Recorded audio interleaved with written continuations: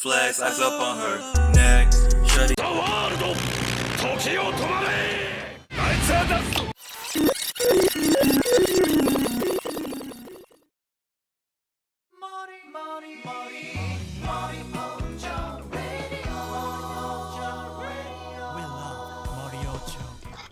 What a beautiful dwang, everybody. Welcome to episode, 8 of, hopefully, obviously 8 of the what is this called? The Morioh Cho radio broadcast. We finally do.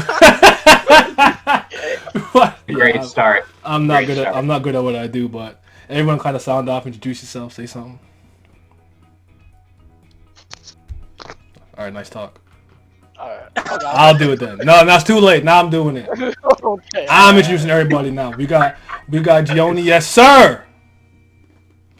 What's up? We got Mr. I Bless the Storm, Deftly. Hey, that's me. Hey, we got Straw Hat Pat in the building, yes sir. Yes, sir. And we got Yak Attack in the building. We Memphis Grizzly gang. Let's go. All right. Yeah, that was better. See? Oh boy. I have to take I'm reading it out. All right, so we here to talk about part 8. It's not actually done yet, like all the other parts that we've done. So like we're gonna be back. Like I actually plan on doing monthly discussions about it till it's done. So Yeah. you said no, not this time because I won't have any more of these to do. So now I have incentive to keep doing those. So chill on me for once. But I mean. Okay, when I first started Jojo way back, right, it kind of had a bad rap before anyone really dived into it. I think people thought it was looking, it's bizarre, but even bizarre for, I guess, Jojo standards, they weren't really messing with the with Josuke's look and everything. But like, what were your initial thoughts when you started Jojo? You guys, you can, anyone go, it doesn't matter.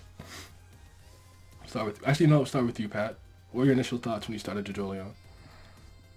Okay, so when I started JoJo, everybody comes off the high of Steel Ball Run. Mm-hmm. So I'm over here like, wow, that shit was fucking greatness. Zenith for the median, 10 out of 10. Rocky don't miss. Yes, sir. And then I start JoJo and I'm like, this is very, very, very bizarre. No pun intended. Like, this guy comes out the fucking earth like he's a newborn Cuban Jesus, and Yasuho's looking at him, and he's like, he has 3 testicles. I'm like, no, 4 testicles. Four testicles, yeah. What? 4 ball code. Like, I was just reading, I was like, what kind of tour are we on? Like, why are we starting off like? Oh, we bizarre today. The thing about that, start is like, after JoJo or after Steel Ball Run, it's such a weird place too. It's just weird. I don't know. Yeah, I feel it. Go ahead. I was reading it, and I had to stop after like 10 chapters because I was just like, I think I need more time to process what I read from Steel Ball Run before I get into JoJo. And then it wasn't until literally like last year. So I was being a coward. I won't lie. I was dodging the chopper. But last year, I finally was like, all right, I'm gonna read JoJo. And that shit was fucking fire. Like, honestly, this is the best part. I'm not even lying. This is the best part. Listen, I'm not there yet, but I could be by the end of it. I'm not there yet though. It's just, there's been no part of JoJo where I'm just like, this is useless. Like, everything matters. Yeah. And I think this is a first for JoJo, honestly. Like, every little plot point matters. And it's driving me insane because the mystery is just on a different level. Mm-hmm. Sherlock Holmes can't even come close to this. Like, Whoa, chill on that. On that. As long as we're not talking about Benedict Cumberbatch, because that show mid. He's hit a new level. It's ridiculous. Mm-hmm. What about you? Definitely. Initial thoughts. Okay, so like I binged through parts 6 and 7 in like a month, right? Mm-hmm. That was like late 2019, I want to say. Alright. And then I I was like, man, like, you know what? Part 7, it's the best part. And I went into Jojo and like I was like, I'm gonna wait a little bit, take a break, read something else. And I went into Jojo and I was like, what the fuck is happening? Like, why is this man coming? Why is he coming out of the ground? Why does he have 4 testicles? And why does he know nothing? And where is Johnny? Like, where? Like, what is happening? Like, how did we go from a horse race essentially to we're now back in Japan or back in Morioh, present, more or less present day, and whatever is happening. It was such a weird like jump, and I feel like, but I liked it. Like I feel like it was just very like bizarre. It was obviously it was bizarre, but like I was like I kind of want to keep reading more because I was trying to understand what's all going on here and figure out. Like, oh man. But yeah, early Jojo is fun. What about you, Gionni? Initial thoughts? I was similar to like Deftly because I binged part 6 and 7 in like a 2-month span, and I kind of got put off by part 8 when I started reading it. Like after the first chapter, I kind of dropped it because I was burnt out. But I got hooked after like I think the first 10 chapters, like the California bed arc or whatever. Oh yeah, California. Okay, yeah. Yeah, and it's probably the most bizarre part, like the beginning, I think, out of all of them, besides part 6 with the prison. So I think that's what hooked me the most. Then finally, Yak. What about you?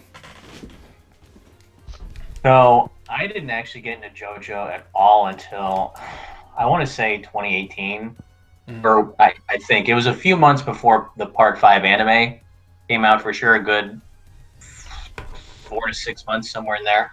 So I pretty much binged the first 7 parts in a row, and when I got done with Part 7, like that's just one of the best things I've read, not just in manga but just in general. And I get to Part 8.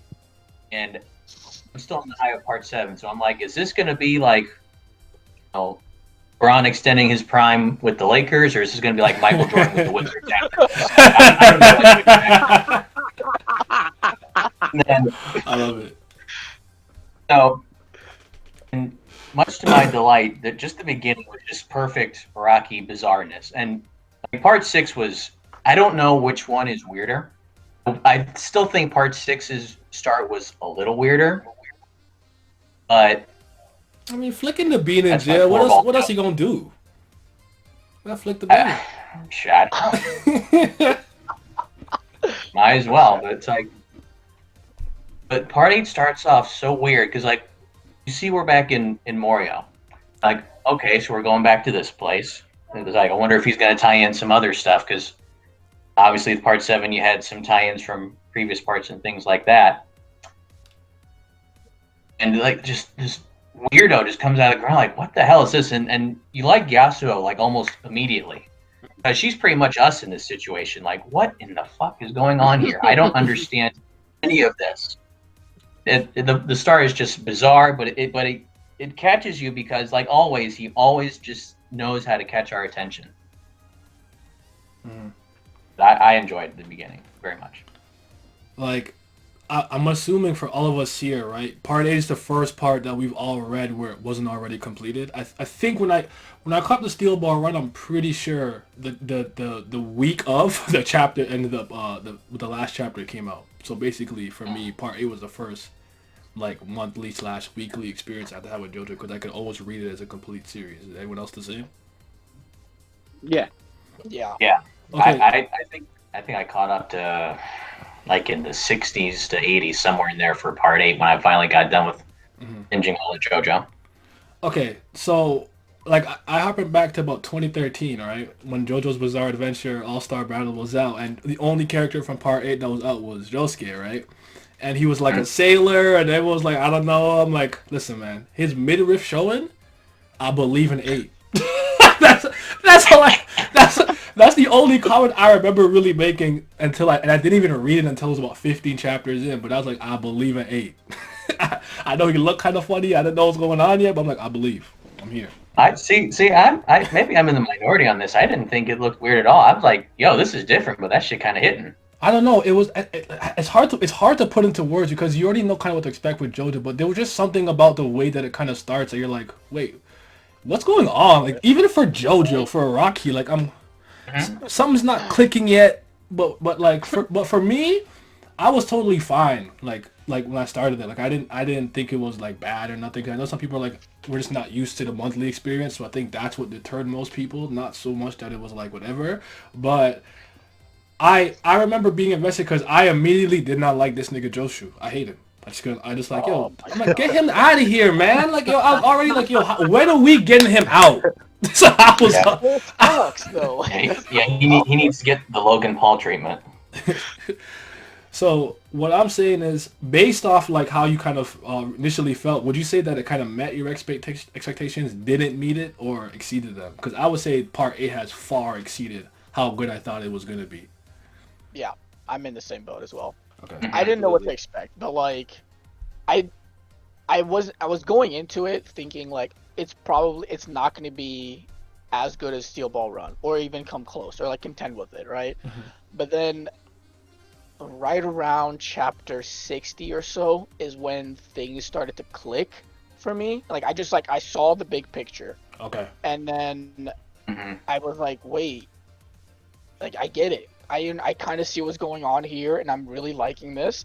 And then by the time I caught up, I think the first chapter I read as it came out was 92, and I was like, wait, this is like actually amazing. And I'm like really excited now. Like I generally drop everything I'm doing to read the chapter when it comes out. It's at that point now. That's you can't get spoiled. Yep. I've been enjoying it the most out of any manga I've been reading for like the last 2 years. So I feel you on that. Anyone else though exceeded expectations, didn't meet them, around what you expected? Yeah, I would say it definitely exceeded my expectations. I mean, I was expecting it to be good because he's been hitting the last 2 parts in a row. Part 5 is asterisk, but it's not bad. But but like it just like it's a constant buildup. Like I feel like for me, I started getting fully invested when Carrera showed up, because she was over here like being goofy. It was like, oh, Josuke, whatchamacallit, you're my boyfriend or whatever, and then like Josuke's like, does she really know who I am? And like he's burning to get some answers, and I'm burning to get some answers. I'm like, bro, who are you? Like, come Actually, on bullshit.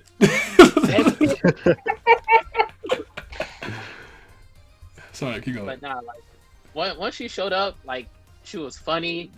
Things were rolling, and then like we started getting more involved with the Rockmen, and I was just like, you know what? This shit is astounding. Like I've never been so enthralled and like had so many questions, and they're slowly getting uncovered like this month to month. And I was like, yeah, this is fire. It's the best part. Yeah. Gionni? I didn't really have expectations because I thought Steel Ball Run was the peak of JoJo pretty much, but I felt like it got up to the same quality once we got the flashback with Kira and Josefumi, and I think from there I started loving it on the same tier as Part 7 and 6. I think that's a good like landmark for when like it's like you were saying earlier, even too, definitely like Pat, like when we get some answers to the mysteries, it's like, okay, the equivalent exchange to Rokaka, like now we're getting somewhere. Okay, he got their abilities combined in the sense that the little bubbles are actually a part of what Kira in this version used to do. Like I'm like, okay, I'm getting like I was like, all right, like we're getting to the meat and potatoes, like I was. That's probably like a good benchmark for like when things started like, okay, all right, we're in there. But the thing is that like even up to that point, it's not like it was not interesting, because I know a lot of people like ask like, oh, when does it get good? It's Chapter 1. good from chapter 1. Yeah.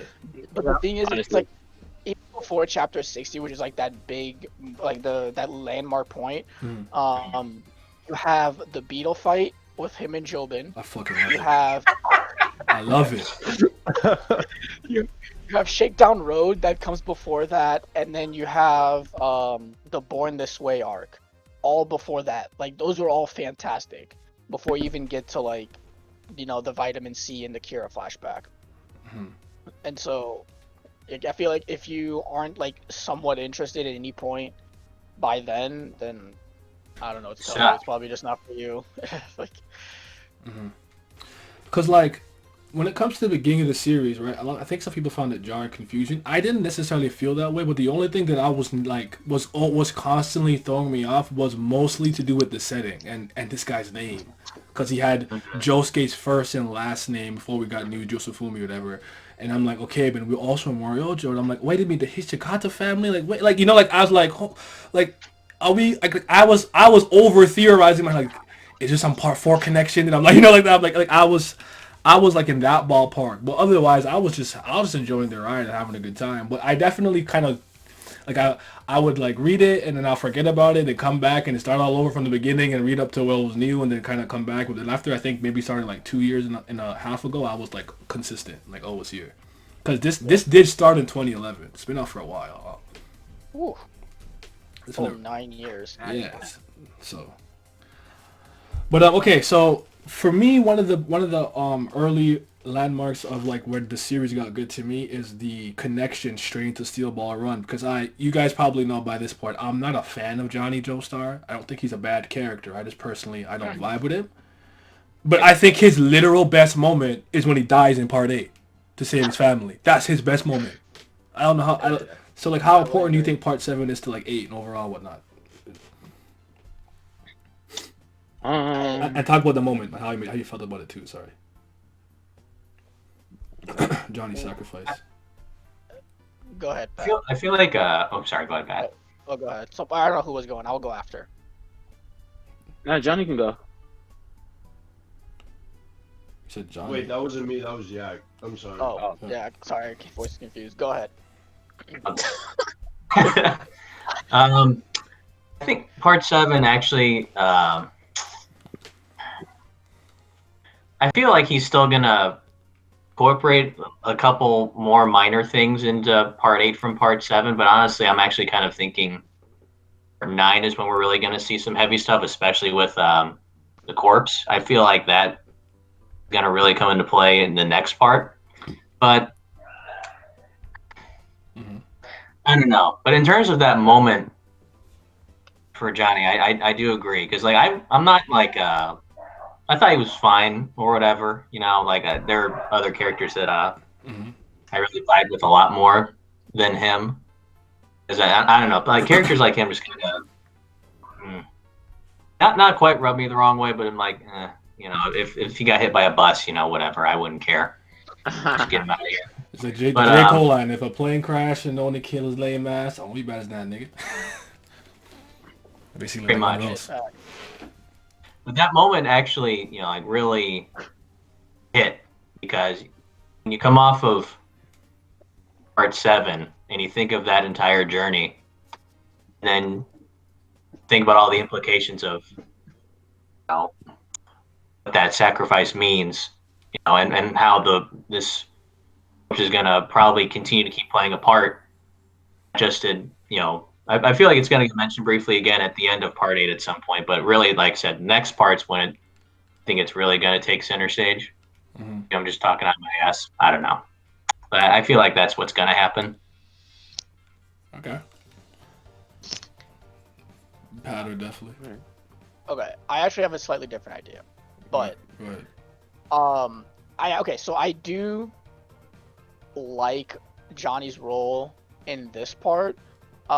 Mostly because like you kind of see him go from like being really selfish and just not being a good person in the slightest to him basically sacrificing himself, and that whole chapter was great. But there's 2 things that happen in that chapter that a lot of people I feel like didn't necessarily catch on to, and I didn't catch on to until like I went back and started rereading. So he is hold on. How do I explain this?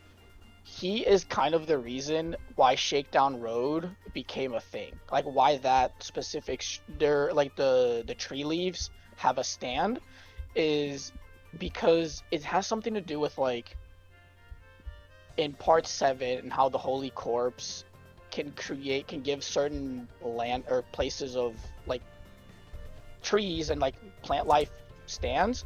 I think that's the same thing that happened because in that panel when he dies, it shows the leaves and the leaves start moving around, and that's when everything kicks off. And like with Shakedown Road specifically, so I think that's like a really cool thing to kind of see like, oh, he sort of became a saint, quote unquote, to where like he did this big sacrifice, and then whatever that like is supposed to mean in like the bigger picture, also created Shakedown Road to have like its own stand. No, I remember that like that theory though. I remember it. I didn't subscribe to it though, but I remember that when that was like a big thing, people were talking about that. I vaguely remember. I don't remember exactly everything, but I remember. Yeah, that's kind of the gist of it. I think at least I kind of agree with it, mostly because like of how certain things play on like a little bit later on with like the shrine, and I feel like maybe we don't know. Actually, we still don't even know what happened to his corpse. So I mean, we'll talk about that at some point. Go ahead. I mean, if you want to say like Shakedown Road got like the stand like furry because of that, I mean maybe, but I do think that that's just Shakedown Road stand because like we have seen weird places and stuff that like not a lot that are alive in a sense. So I probably just didn't overthink that part, but we'll come back to this because it's interesting. But go ahead, Gionni. Talk about Johnny. For me, and, 8. I'm sorry. So, do you want to ask like the part 7 and part 8 connection, like if it's gonna meet anything later on? Like how important, like ultimately, how important do you think that like that? Because that's like the biggest connection we have directly to part 7. It's Johnny and his sacrifice. So, just how significant did you find that? I guess, and like what do you think about that moment? Because only reason why that moment stands out to me so much is because I didn't like him. And I'm like, okay, you know what? I respect it. Like at least your last moments were something I could fuck with. So I don't hate him as much, but yeah, go ahead. Coming off of part 7, I thought Johnny's the GOAT. So when I initially read it, I didn't like it, but after rereading it, I think it was nice how he went out, considering where he started from the beginning of Steel Ball Run, and I kind of hoped his son would play a part in the story, maybe in part 8 or part 9. Because I thought it was interesting how how the corpse connects to the like disease of the Higashikata family and what role it may play in the future. But we're gonna talk about Kato in a second because I got a lot to say about that. Go ahead. Oh no, that was pretty much it. All right, so the next thing that I want to ask you guys before we kind of really dive into some character stuff and specific events. Hey, hold on. Oh, sorry, you didn't go yet. I didn't go yet. My fault. Go ahead, sir. I was just saying. I feel like part 7 is important to part 8 enough to where we have the basis of our plot, but not to the point where it's like affecting everything that's happening, if you know what I mean. Because enough to know it's connected, but not that everything in part 7 is influencing part 8 type beat. Yeah, because we've literally was like 100 years into the future. A little bit over 100. Something Yeah, like that, so like this is the biggest jump from a part to another part, like chronological wise, that we've had in JoJo, and it's like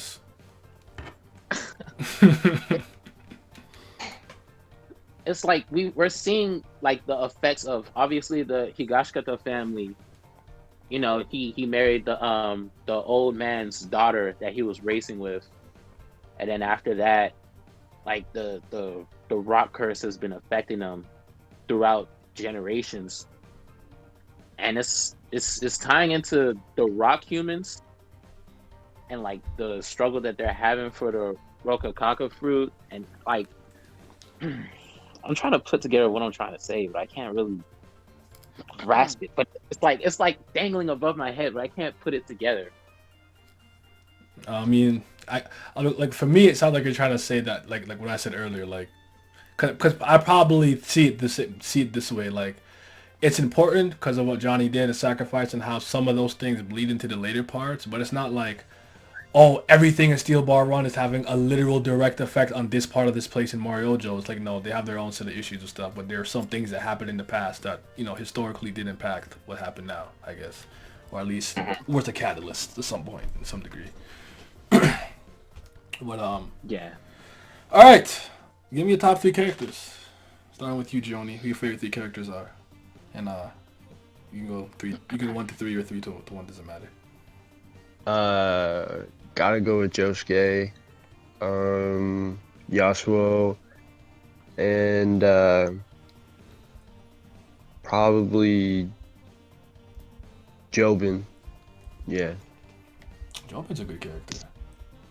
I'm not vibing with him, but he's a good character. He's a good character. That man ruthless. Yeah. You go, Pat, next. Top 3 characters: Carrera, Amazuku, and Yasuo. Yeah, she better be there. I was worried for a second. I was getting scared. Go ahead, Deftly. Alright, for me it's probably Gappy, Yasuho, and then Mamazuka as well. That's what I like to hear. That might be mine. But who's last? Yak. So, Happy and Yasuho are tied for one. I love both of them so much. Mm-hmm. They're probably Jobin. Okay. I think so. I think Carrera's interesting. Give me a reason. Oh, I'll go quickly. Yasuo obviously is the best character. I'm not debating this. Kato, yes sir. That's a mother that I could respect. She did nothing wrong. She did nothing wrong. Oh, she's wrong. She did absolutely nothing wrong.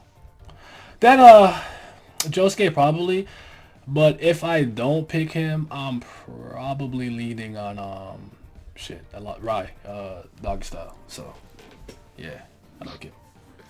But Carrera, like, is it the arc with All of Deluxe? Like, that's interesting to me. She kind of like made me mad, like, because she was on bullshit. Looked like she had to suck some meat.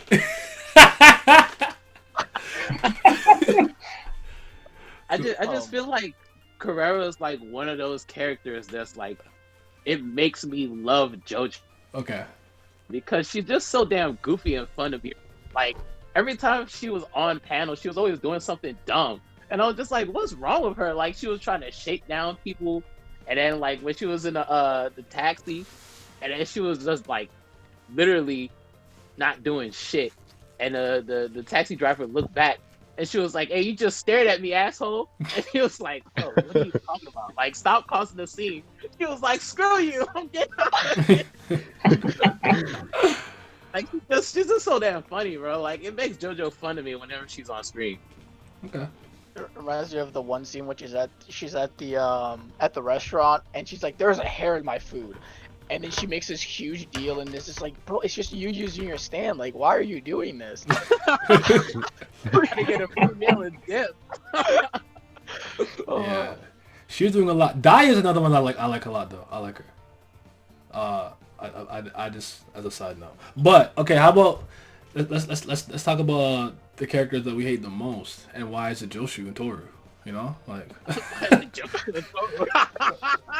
why are they the worst? Jojo just sucks. Like, from the beginning, that man gets introduced, he just complains from the beginning up until now, and then he has this terrible haircut. Exactly. Like, what the? It's gonna punch him right in the face. Yeah, like how you let your kid walk around with his head looking like that? Like, listen, what is happening? Don't care about This is worse than a bowl cut. How did you manage that? Listen, you can't tell me his family doesn't have money. Listen, that's not it. That's not the answer. But like, If there was what do money you on what is him. going on? Oh God, he's so obnoxious every time he's on screen. Like like his ability's not bad. Not King Call is not bad, but he just sucks. Like every time he said everything he says, everything he does, every time he's whining, he's talking, I'm like, bro, just shut up, you fucking entitled, rich, whiny simp. Like, be quiet. She don't like you. No one likes you. You're a loser.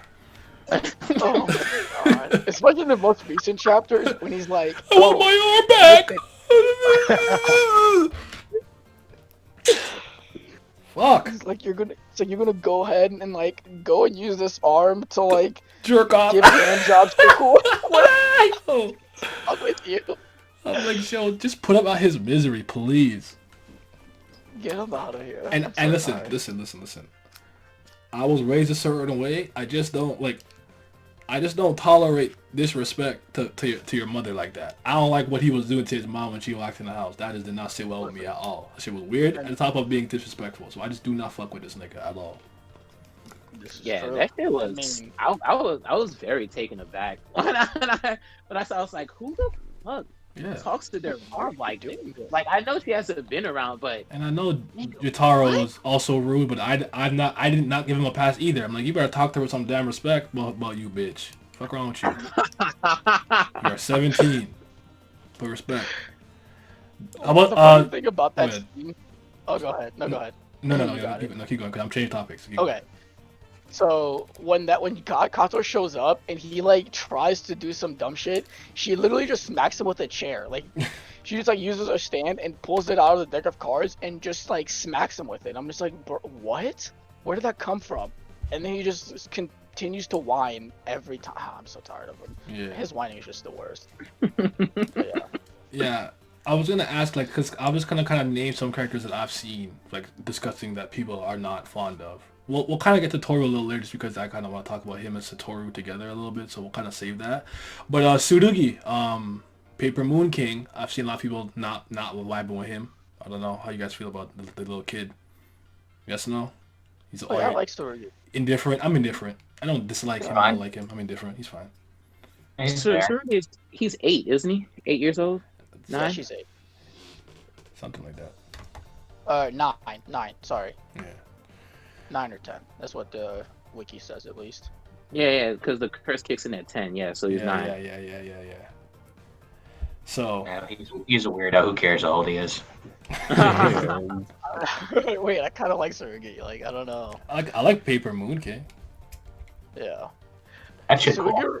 Poor Tom is not raw. This poor Tom sucks.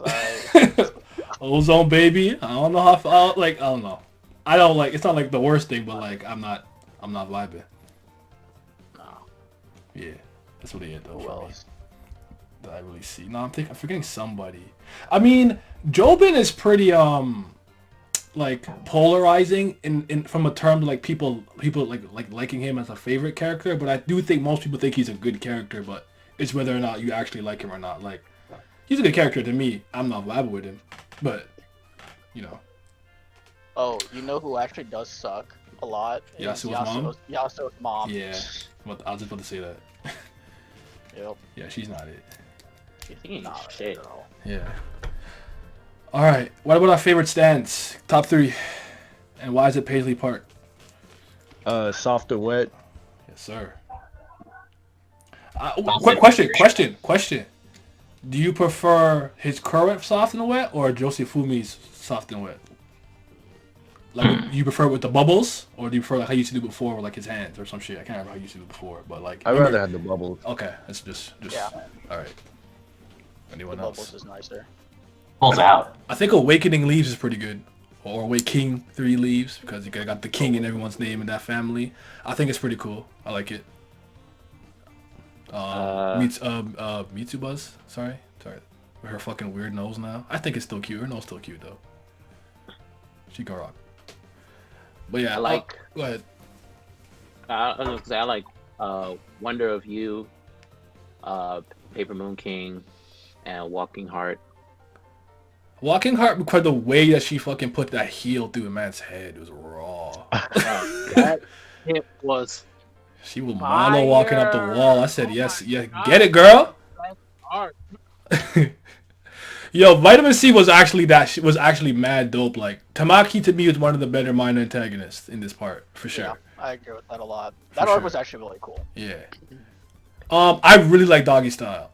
Like I think the way that Mamazuku uses it is fucking raw. Like I feel like it's his version of this world's like Stone Free, and I like I really like how he uses it. It was like the plant appraisal arc stuff when we are gonna see him and he was living on his fucking roller coaster and shit. I'm like, yo, I like this guy. it's that cool too. And he was doing when he like I can't remember exactly what he did when he like turned his like arm into like a makeshift like crossbow and like shot the like fork or whatever it was. I'm like, hold on, he doing something with his power though. I'm fucking with it. So that's up there for me. Soft and wet for sure. I'm up there with. I like that. Who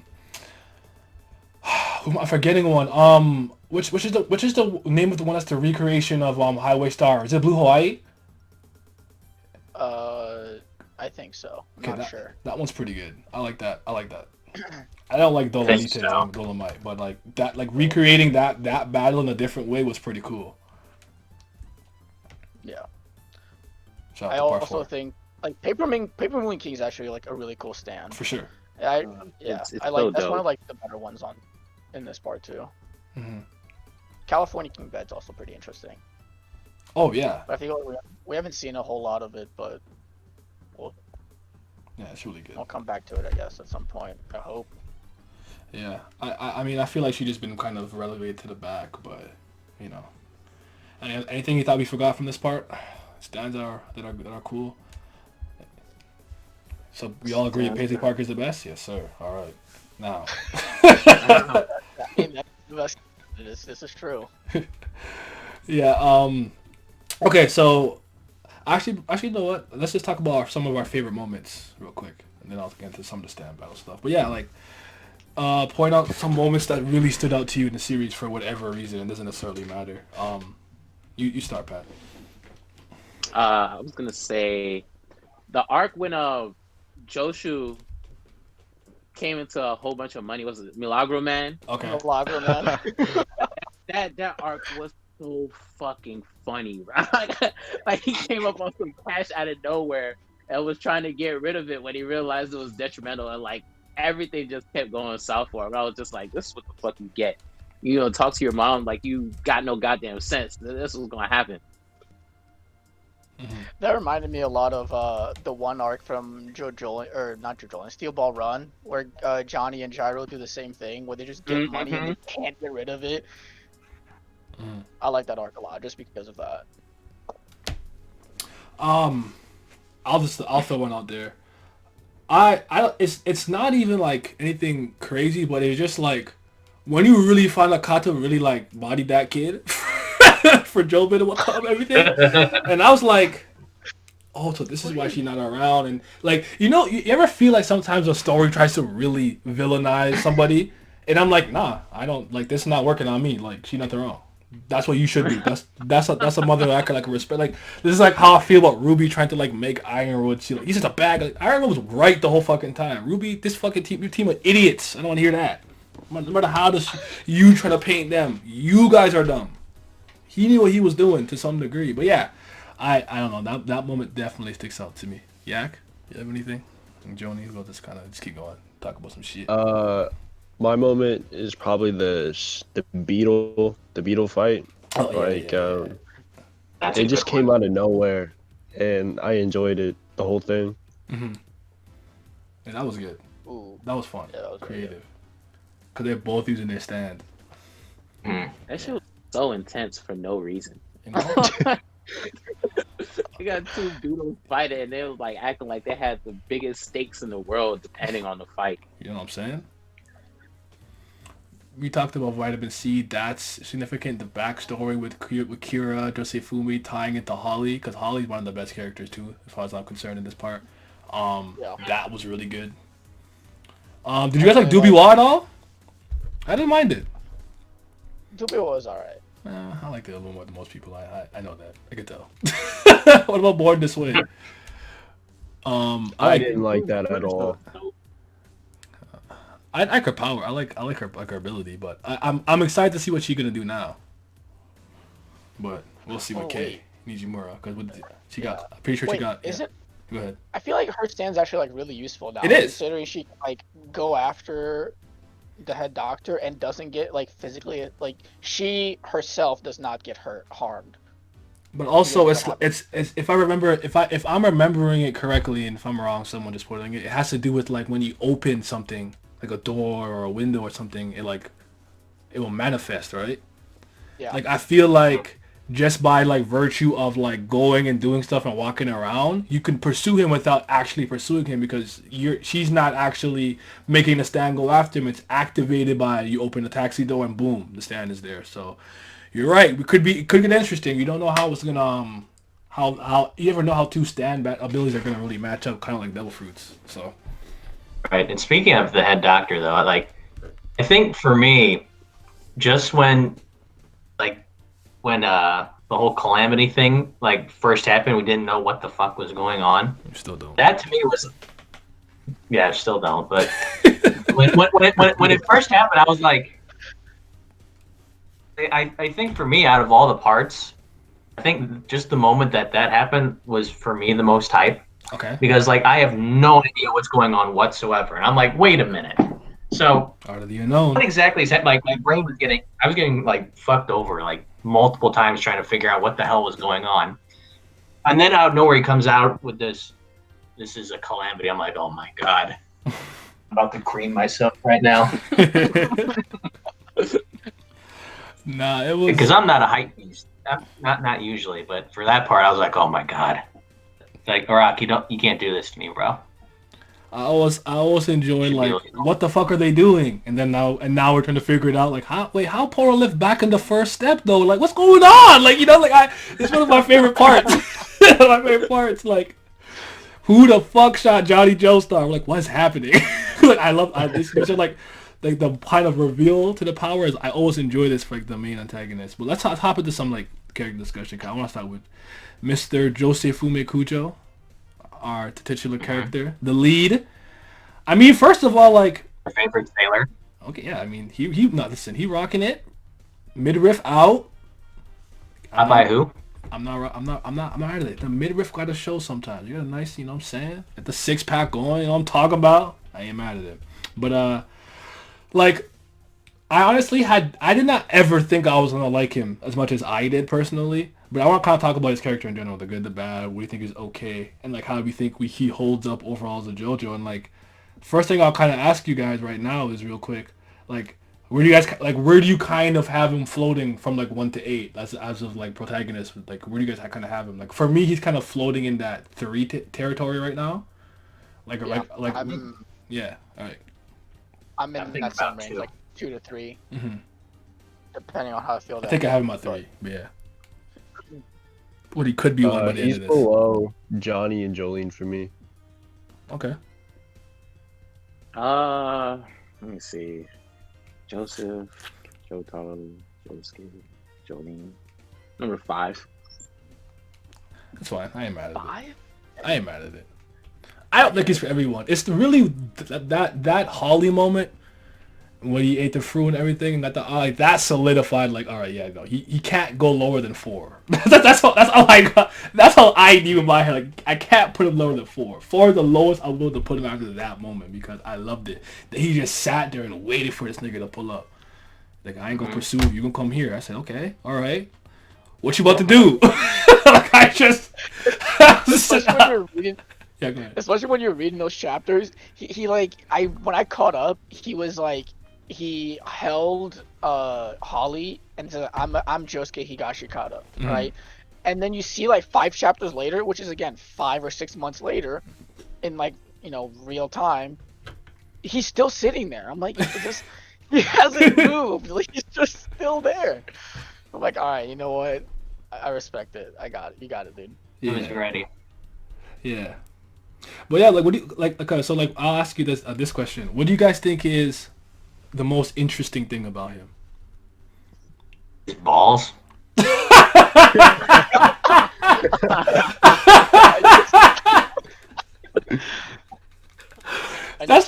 not even mad at that answer, to be honest. You can't be mad at that answer. There's no way. I mean, you got 4 testicles. Hold on. And they got a whole extra set. That's crazy. Yeah. he's gonna have kids someday. He's not gonna know if they're actually his or not. The shit they come from. Oh God. They're gonna look just like Kira, nothing like him. Or just like Joseph Fume and nothing like him. You know? It's rough. Yeah. Well. Yeah. Anyone else? You think the most interesting thing about him? I think it's just like his general like kind of story arc of like figuring out like he's basically like a small child. Basically like everything he knows about the world starts from like chapter 1 until now.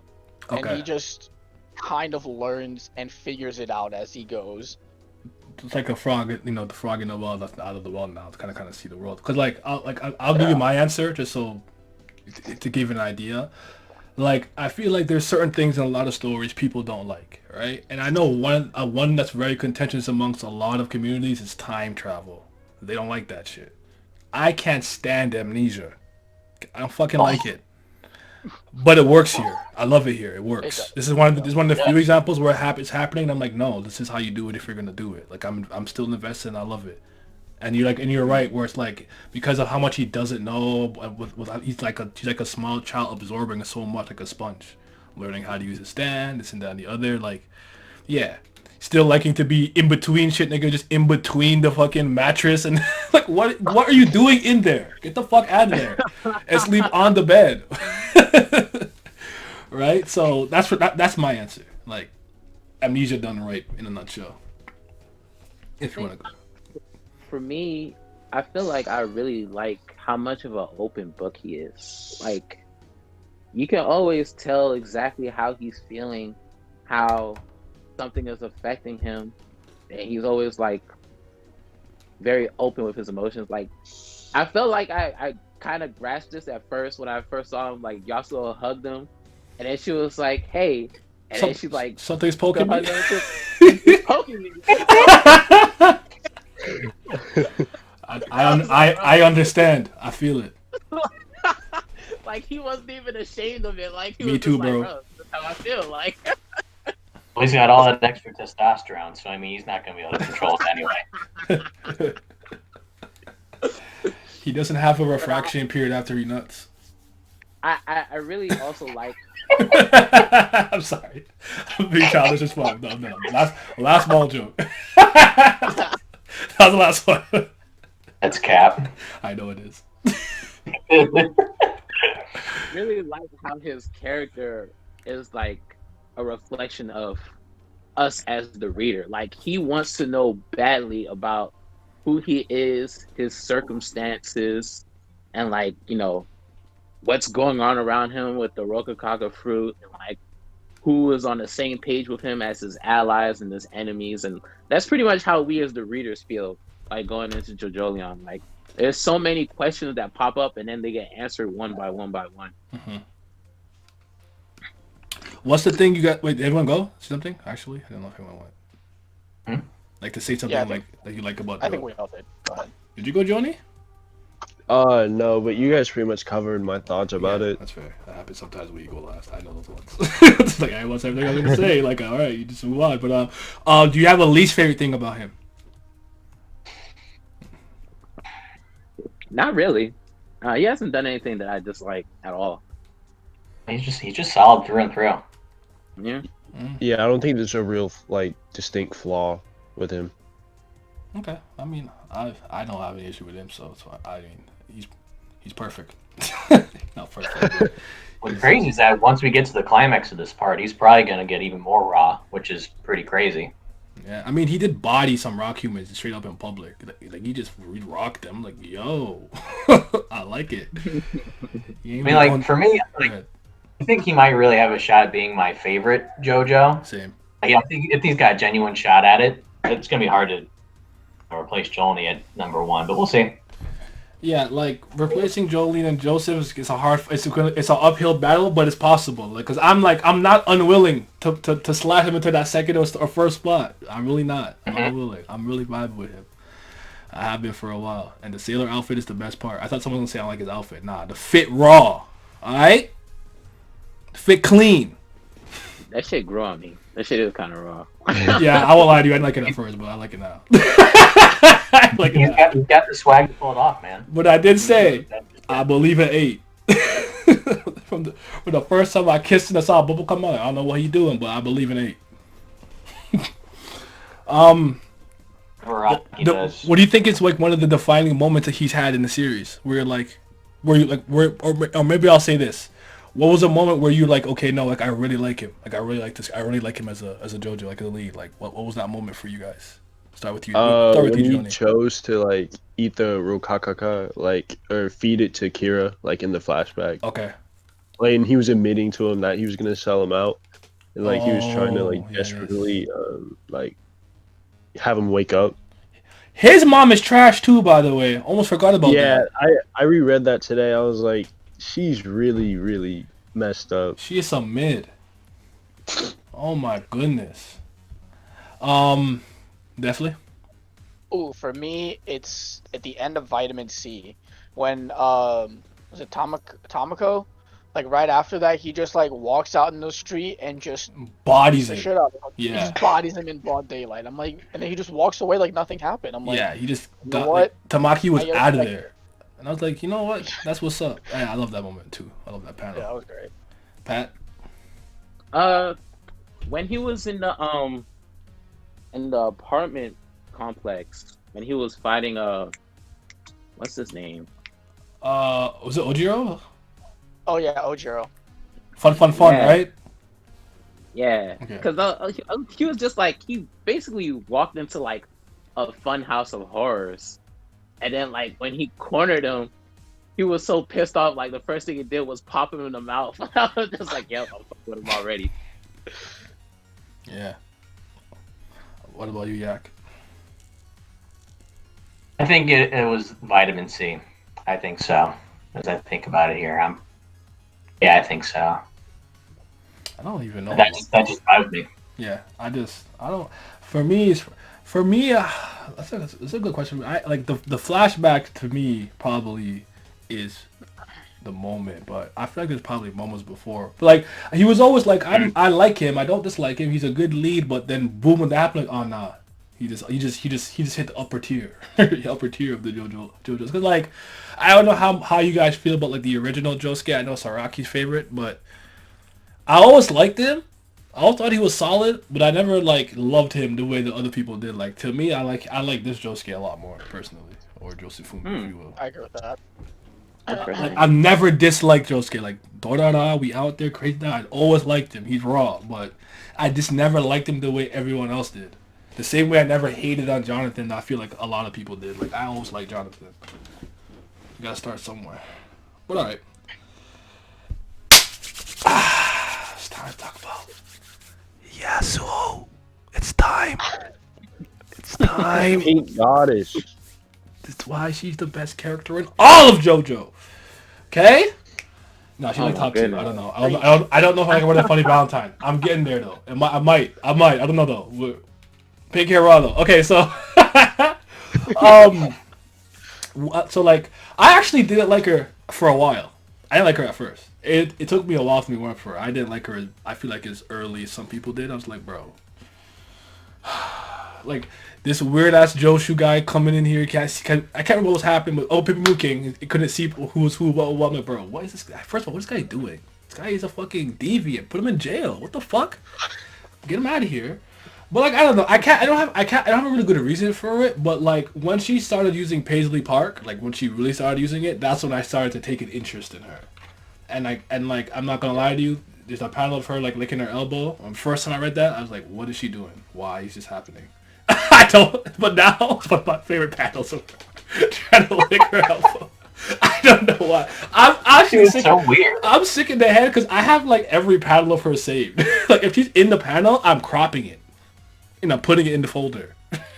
So I've lost my mind. But Paisley Park is actually one of my favorite abilities. I didn't like it at first, but when I saw how much of a utility stat it is overall, like in the grand scheme, I was like, yeah, no, this stat is it's it.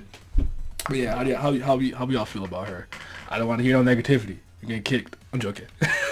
Joking. Go ahead. But yeah. I would say she's like another example of a rocky streak for the past 3 parts of like good female characters compared to like the first 4 parts. Cause like I don't know, you usually don't have like strong female leads in like stories like this, and I really love her interactions with Josuke, well Gappy, but. And my favorite moment from her is probably when like they got to meet each other again and like they were crying, and I don't know. I guess I just really like how she's like a good substitute of like a Joe bro, but a female. Yeah, I'll just throw this in real quick. Like, I actually care. Like I'm actually invested in their relationship, which I didn't think I would be. I kind of wasn't at first, but like when the reunion part of you saying that reminded me how much I cared about it. Then with the addition of Toru, I'm like, oh no, not this nigga. He's not the one. So. Facts. Get him out. We need him gone. Go ahead, definitely. Definitely, Yeah, definitely Pat and Yak. Not go Yak, Pat, definitely than Johnny. Let's go order up and down, but go ahead. Yeah, I think for me it's like mostly a lot of it is her design. I think she's just like a genuinely just a fun person. Like just like she's on screen and there's nothing ever bad that she does that it like kind of annoys me. And every time she does something, it's always like because she genuinely cares. And I think that's like a very cool thing. And I do like that her stand is, not like a beat 'em up stand, and I think it's kind of cool that like it fits well with her personality. Which is really important. Like I've kind of noticed that like everyone in the story now has like a stand that is like very much in line with their personality, which is really cool. I agree. Pat. I was kind of like on the fence about her at first. Like I thought she was a little bit ditzy for me. You gotta go. But like, I'm joking. I'm joking. But like as we got to know more about her and like her mom and her dad and like her family situation, it's like okay, this is why she is the way that she is, and I really came to appreciate how like for Josuke, he feels like Yasuo is the only person that he can trust because he doesn't really know himself. Like she was the first person that he saw when he first became who he is now.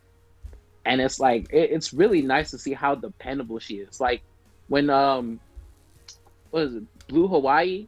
When Blue Hawaii had him down bad, he was like, Yasuo, I need your help, like ASAP, pronto. And then what she do? She found Dolomite and she whacked him upside the head with a fucking pole. I was like, that's what I'm talking about. Go. And like even with not even just Josuke, like with Tsurugi's mom name again? Kato. Or no, Mitsuba, sorry. Mitsuba, yeah. Even when she was like with her in the hospital, she was really clutch when she helped her out. And she was pretty much about to die and her face was falling off. And they got through that situation together. But yeah, I like how dependable she is. That's the number one thing for me, really. It's really it's kind of understated, but but that's a good trait. All right, and Yak. I think Pat said something interesting about her being ditzy in the beginning. I hadn't thought about that, but I think that's actually pretty spot on. I mean, it's not like I do a bad degree or anything like that, but I mean, it is a little ditzy in the beginning. But honestly, like, I would just be friends with her. Like she would, like if in my group of friends, like she would be like the mother of the group almost. Yeah. Like she's just. I need to be more than friends, but hey, man. You know what I'm saying? She born in 92. Oh, she got a year on me. Hold on. Okay. MILF. I'm joking. I'm not. Keep going. Sorry, Yak. Sorry. I've been thrown off my base now. I got to recover. Oh, God. You lost the plot. Lost the plot. Shit. You talk about her being ditzy, airheaded. Because Pat brought it up. She'd be like the mom. I mean, at the beginning. she's just she's just really nice. Like you just be friends with her. Like she's dependable. She's nice. She's always there for you. She's got this utility stand that pretty much supports anything that you ever want to do. And she's just good. Like it's really hard to find any qualms about her either because her development, well, obviously not as pronounced as Gappy's is for obvious reasons, but she's just really nice. I just really appreciate her character. And ultimately, I think what's important, the most important thing about a tutorial, I never say this word properly, but not the protagonist, the protagonist, whatever, right?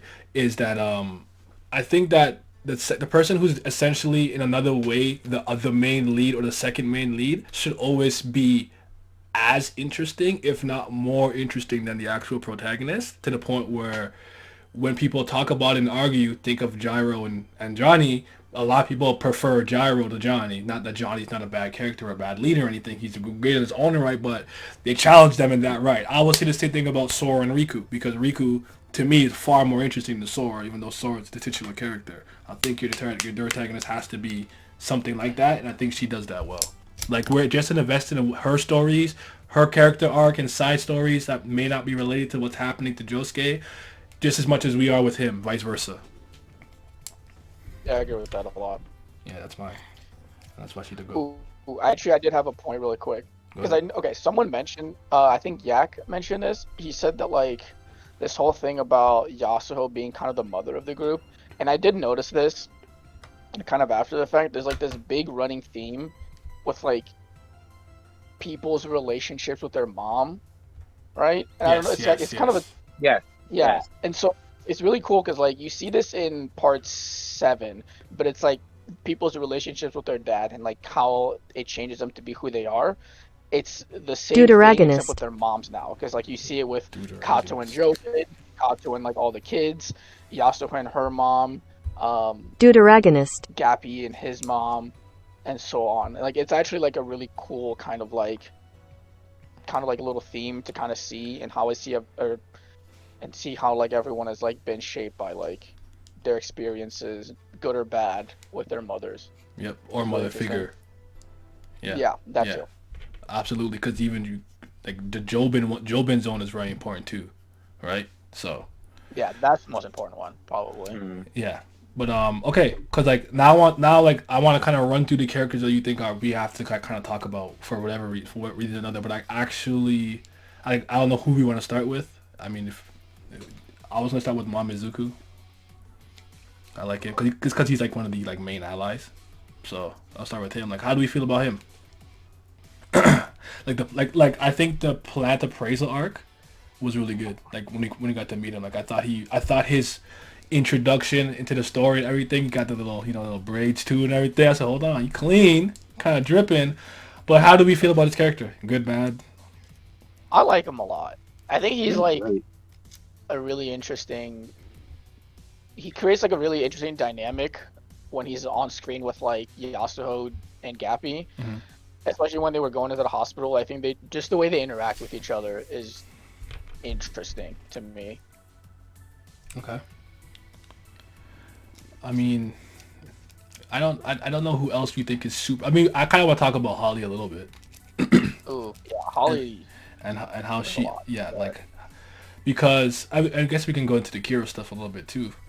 Just because, that's literally his mom. But how do we feel about her involvement and role in the story thus far? Cause I know at first it's kind of like, she could kind of come across like, oh, there's some like weird patient in the hospital. But then after what we've seen happen in some recent chapters, like, how do we feel about her impact on the story, on this part? She saved my man's life when he was still Josephumi. And then, like, ever since then, Josephumi, like, pretty much regarded her as his own mother. As he should.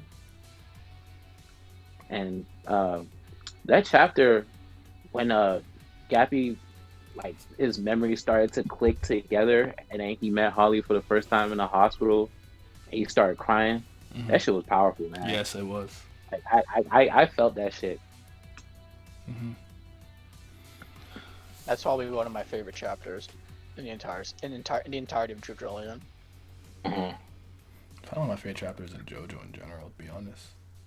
Cause like that set the tone for like the climax. I felt, you know, like you got the motivation, you got the extra motivation, the goal, and everything, and then like the sacrifice type of thing, and then I'm like, okay, Mm. end game time.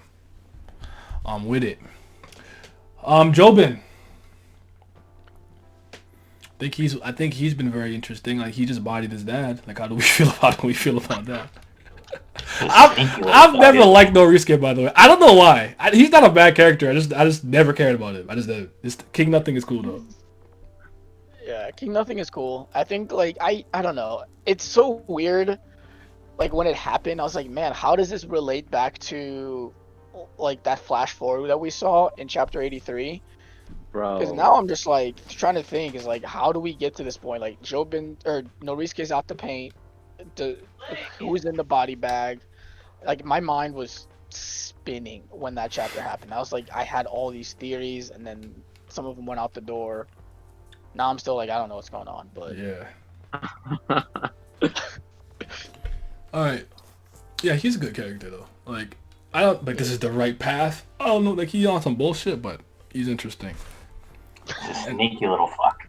But I kind of was like I liked him when Mitsuba kind of came home, and she had like a different nose, and like he didn't trip about it. I was like, oh, I rock with that. I thought for some reason I thought that was gonna become a big thing. Like, what the hell happened to your nose? You're ugly. I'm leaving you. Like I don't know why I thought that was about to happen. But he was like, oh, let's get it. I was like, oh, okay, I'm rocking with that. A deterrent for him. Okay, the major and minor antagonists. Okay, so the first thing I want to ask you guys, I don't know if I'm over theorizing here. Do we actually think Toru and Satoru are the quote unquote major baddie of Part 8? no, I don't think so. Does anyone else think it might be Kato? I think it's Kato. Oh yeah, that's what I'm talking about. I'm not alone. I'm not crazy. I just feel like she's when she comes into, it's gonna be like she's gonna come in one of those like opportune like Blackbeard type moments where like everyone's kind of divided and shaken by something, and it's like, oh yeah, I'm that bitch though. And it's like, okay.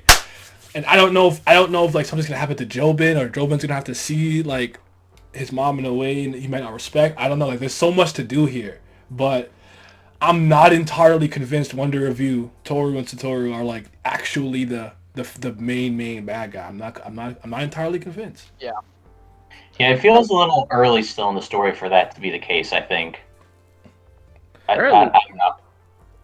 I mean, because like we still the fruit still has to, we're still counting down to something though, and I feel like because we're still like hours away from that happening, Yeah, I feel like what I'm not like talking about we're like super early or something, crazy like that. I mean, like we're still just a tad early before finding out who that true final antagonist is. My hope though is that it doesn't end up being like the Diego Brando like from another world type thing where it's like, okay, we got Valentine out the pain. I hope it's not like that though. That's the only thing I would say. I mean you never know. That was fan service. It could work. It was fire. Yeah, it could work, but I hope it's more like integral, like she had like a grander plan and maybe something to do with the Hijikata family we don't know exactly. I don't know, but I feel like she's at the very least I think she has a major role left to play in the narrative. But that being said, one thing that I always found interesting about Araki is that for his major antagonist of every part, I feel like he's done something significantly different from all the other parts. Even if it's in somewhat ways the same character. I don't know if it could be an ability, the way the character is portrayed or presents themselves, their personal motivations, whatever the case is, good or bad, by the way. Because like I know that some of them are polarizing, good or bad, but I always feel like he does something interesting, and with this one, it looks like he's kind of made the major antagonist two different people, the stand and the person, but they kind of work together in conjunction, which is not something we've really seen unless you kind of want to harpen it back to part 5 with the dual body type thing. But to me, this is not the same thing. Like I always feel like he does something interesting. I don't know if you all are in the same boat with me. on that. I agree with that. It's always something like completely difficult to grasp your mind around You when you know, when you first see them introduced. So like like with uh, like Toru and like let's run through that, right? Dio. That's just evil mm, charisma personified. And like Yep. when you first meet, like, what's wrong? What is up with this guy? Why he's so evil? Like he just kicking dog, burning dog, spitting on his dad's grave, poisoning niggas. Like, bro, calm that down a little bit, right? We got the Pillar Men. mm. I don't know how we feel about each individual one, but they're just weird, old motherfucking, like ancient. Yeah, the Pillmen weren't necessarily evil, but like they were just trying to attain the apex of like all living beings on the planet, pretty much. And then Wamu had his more like he was honorable. Cars didn't care. ACDC, whatever. Santana, what a joke. But like they were still very interesting in their own right. Then we get Dio again, but I would argue that this Dio is not exactly the same as Part 3 Dio, and it's one of my favorite examples of the villain not really showing up until the last chapter, but being ever present in the entire narrative. Like you're always like, shit, yo, Dio's still back there. Like I'm worried. Like like so. And then Part 4, like I still argue to say Kiro's one of the most just different antagonists ever. Like this man just want to do his job, be normal, kill some bitches, and carry their hand in his purse. Like, like he's just trying to have a quiet life. Like he's different. He's not the same. That nigga was a Dateline villain. He turned on Dateline on Saturday. You gonna find niggas like him. Oh my god. Then we had the priest gimmick. I know Pat's not with it, but you had the priest gimmick. Then he had like an evolving stand too, in some ways are interesting. Like like I still think Poochie was interesting in his own right. Then we had Funny Valentine, my interdimensional traveling goat for president. You feel me? Now we have these ones. Yeah, The greatest. like I feel like he's always made an interesting, controversial / polarizing bad guy no matter what. And I think he's kind of continuing that trend. Because when I really I'm like, oh wait, the Doctor is the stand and Toru's the user. I was like, wait a minute, that sounded interesting. I don't know how I feel about that yet, but I like it. It's different. So Yeah. Even the minor antagonists in JoJo's across the board are like yeah, let's talk about it. really like good. So I feel like there's Tamaki. not one that Tamaki's good. Who else do we have? We had Dolomite, right? hmm I didn't mind. Portom. I like most of the Rock Humans. Most of them I thought Yeah, were. most of the Rock Humans are good. Portom is well. You know what I'm saying? Kind of. Mhm. Urban He Gorilla, exists. Dolomite, or Uh, Dolomite, I guess. I don't know how they probably pronounce it different in Japan. Dolomite. Dr. Wu. Oh yeah, yes, Doctor Who was interesting. he was he was Who out else? there. Oh, we had Ojo too. Ojiro, yeah, hmm he almost And he came back. pulled a fast one on him. Yep. He did. Yes, I remember. Wait. Oh, he did come back, and then Jobin just offed him. You bodied him real quick.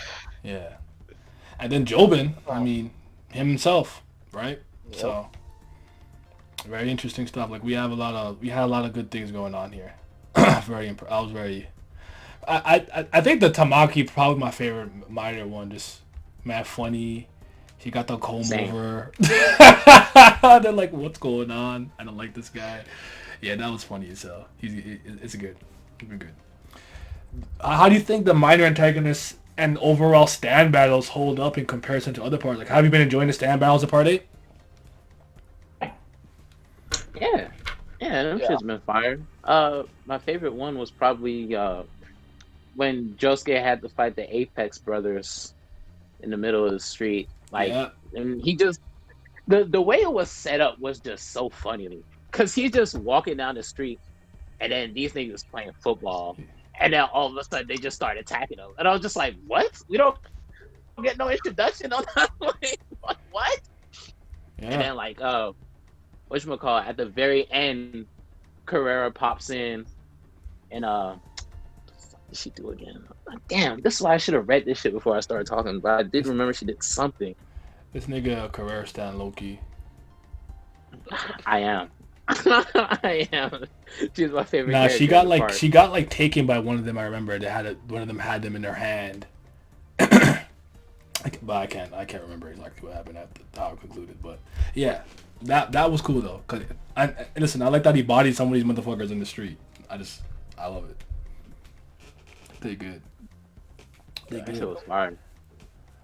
I think the only one I didn't necessarily like really enjoy that much is the one where he's being chased by a bunch of things. It's like after I don't remember what stand it was, but it's like Blue- after Blue let me Hawaii, see. right? It's the one that affects people. Why? With the Yeah. zombie type thing. Cause I always felt like that was a recreation in some way of a Highway Star, but in part 8 though. Like a I think, like a I chat don't know. like a stand that kind of just relentlessly chases you kind of type beat. hmm Yeah, I think it was just kind of weird, and it kind of I feel like there's something about it I just felt like kind of not personal in a way because they're not like he can't really do much except like run away and like do whatever he can to survive in the moment, and it just felt kind of awkward. At least when I read it the first time around. Maybe if I read it again, it might be a little bit different. But initially, it was kind of like a little bit weird for me. But all the other ones are pretty good. Like the Blue Lagoon story arc I thought was fine, but I don't think it's as good as Highway Star though. Yeah. Like it's a poor man's Highway Star if anything. So I feel it. But what happened after that the plan appraisal stuff was cool. But how do you guys like the kind of central plot though? The actual like the narrative itself of like of this part. Cause that I've seen to be kind of part of contention. Cause I think most of it is because a lot of people kind of don't know what's happening. They don't really get it, I guess. But like with the Rokaka equivalent exchange and all that stuff, like what's going on with the actual story itself. Have you been interested in? Have you been invested? Do you think it's good? Because I think it's great. I think it's great. Okay, so hold on, I'm gonna say this after everyone else goes because there's something that someone brought up to me that changed my entire perspective on part 8. Okay. And yeah, but you guys can go ahead first because it's gonna be a little bit long. I've been invested in it. I'm enjoying it. All I need, I guess, is like the end goal for like Toru, and that's pretty much else I need from the part because the plot, I guess, of Josuke getting his memories back and figuring out who he is probably been the most interesting thing for me. Okay. Yak? Yeah. You I've like it? been I've been pretty engrossed with the story to be honest. Like, They think it's good though, like well written stuff. yeah, A lot of people like enjoy JoJo, but like I don't actually think it's well written though. I just like have fun. So I don't know. They're wrong. I think you would say that They're wrong, by the way. you're not fully paying attention because people do have weird attitudes when it comes to things that are supposed to be either like comedy or something that's supposed to be bizarre, or weird. Like this thing where they're not supposed to take it as seriously for some reason. As Simi would say, anatomy merchants. how he in that pose? My guy, it's an anime. It's a manga. It's not meant to be realistic. They're summoning ghosts to punch shit. Like what are we doing here? But yeah, keep going. Yeah, what are you complaining about? I don't know. They're weird. Niggas hate fun. Yeah, but I liked how Yeah. this the search to reclaim his memories springboarded into the fruit business. I think it's all tied together pretty nicely. I'm really curious to see what the payoff's going to be at the end. I remember not being invested at first though. Like I'm like, what the fuck is this fruit shit they be talking about? Like I just didn't like until like got the entire picture. I'm like, okay. Then I was in there like, bro, we gotta find this plant appraisal guy. This nigga got a plant organization. Like we smuggling plant. Like I was like, what's that? Like I don't know. I don't know what. Like I was having fun, but I don't know how I felt about that until it all kind of like, oh shit, okay, equivalent exchange. Hold on, and then I was all the way in. But it took me a little bit of a while. Definitely. In Iraqi, we trust. Yeah, for sure. We trust. All right. Yeah. Before I thought we start talking about the recent chapters. So basically, we're talking about Endless Calamity for the most part, right? I'm basically thinking the moment Josuke and Holly have that moment from there on, I'm gonna talk about like the recent chapters. So basically, all like maybe the last 12 chapters. I feel about that. Yeah. But real quick, just for fun, like pitting up Kira versus Kira from part 4 and part 8, like.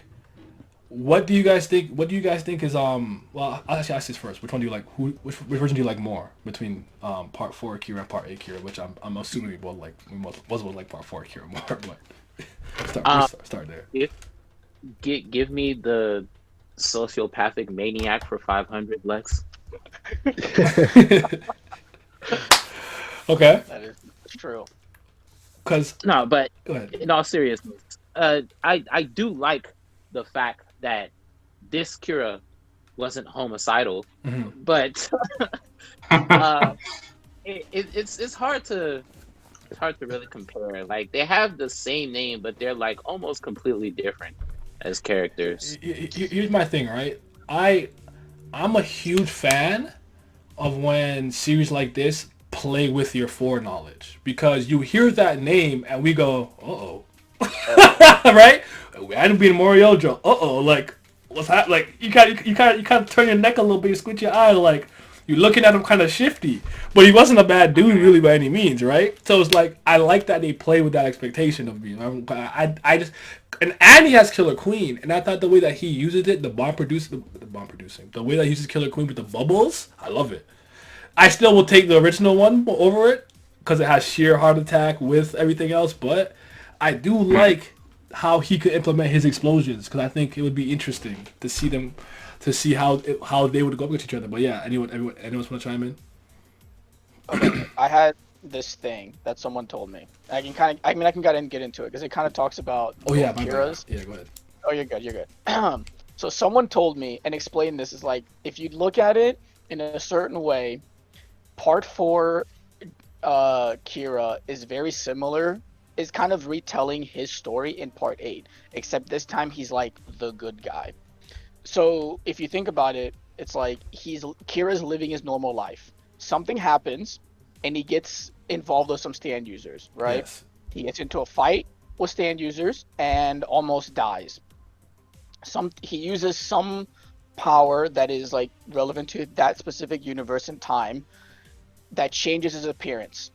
And then Oh my god. He takes the identity of Hey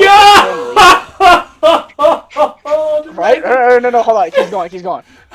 He takes part of hold on. What was that? Oh, he takes place in local family and then runs into them again later on. And I'm like, wait, it's the same story. And I'm like, if you look at it that way, you can kind of almost see some of like the second half of part 4 in part 8, like from like chapter 1 onwards, right? No, you're right. It's subtle, but it's there. Yeah, it's really subtle. I mean, it's like you look at it, it's like the Rokakaka fruit is basically like the whole plant arc that they had in part 4, right? You think about it, and it's like Ojiro in a way is like the dad. That's a video. Really. Who you see early on, and then he comes back later on and like is trying to like tell secrets and shit or whatever. And it's like it just goes on, and I'm like, that's so cool. And then now I just like love it because of that, because 4 and 8 are like 2 of my favorite parts, and because of how he's really telling that story. That's so my interesting. entire perspective changed. Yeah. This take 4D chess to a different level. This is 5D. This is Yu-Gi-Oh 5D. Holy shit! I cannot see that. I cannot see it, especially when he said change their appearance. I said, "Oh my goodness! Wait a minute." Yeah, that's gonna be a video. Go ahead.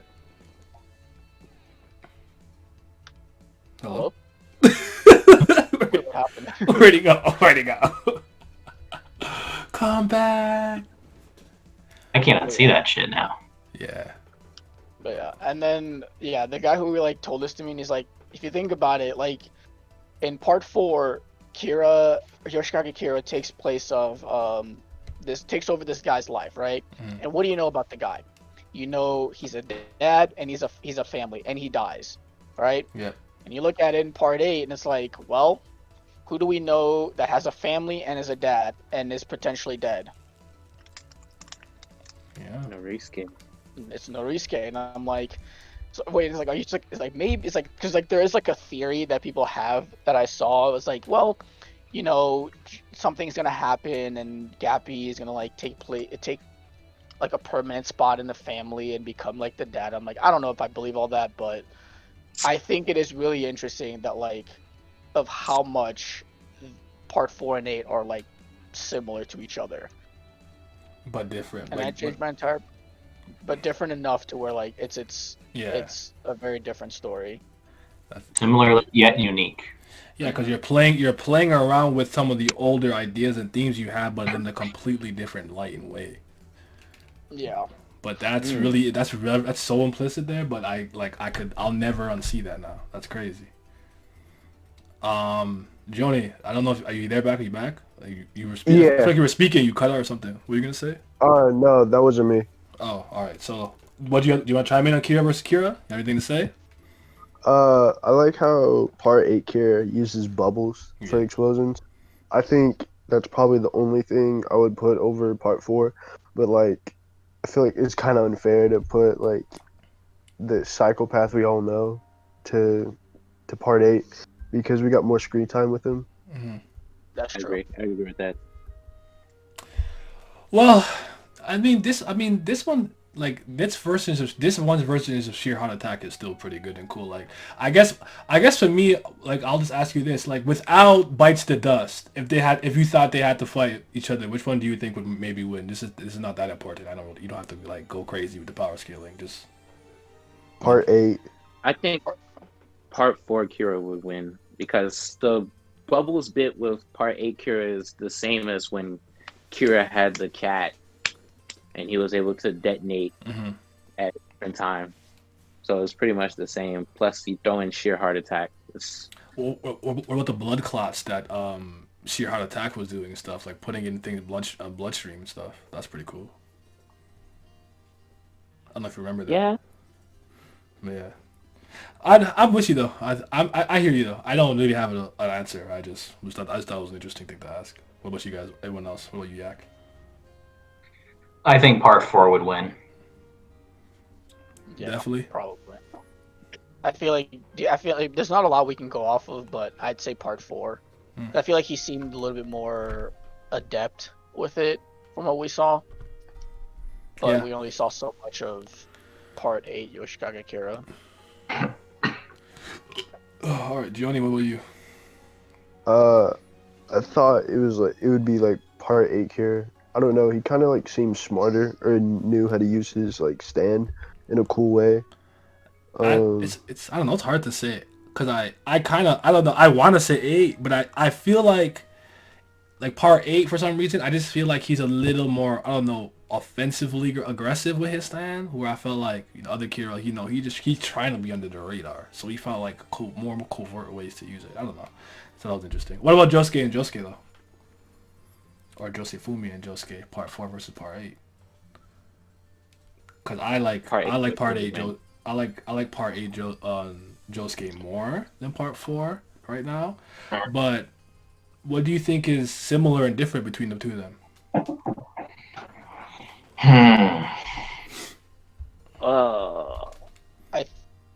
I'll say this. I'll kind of give you my answer. I'll say this, right? I always felt like Josuke part 4 was one of this might sound weird to say, but I always felt like he was one of the more normal JoJos. By which I mean this: Jonathan is a product of his time, environment, and social class, right?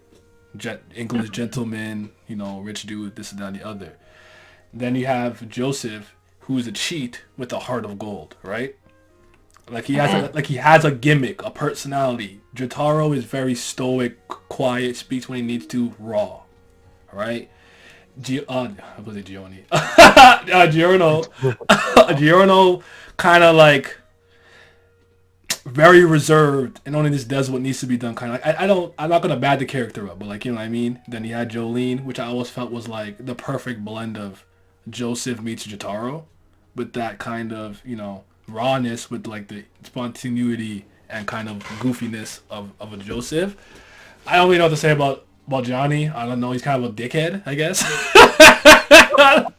He can't. Johnny has a very strong determination to kill when he has to. Yeah, We'll go with that. But you know what I mean though, right? So like with Josuke, he just felt like an actual teenager.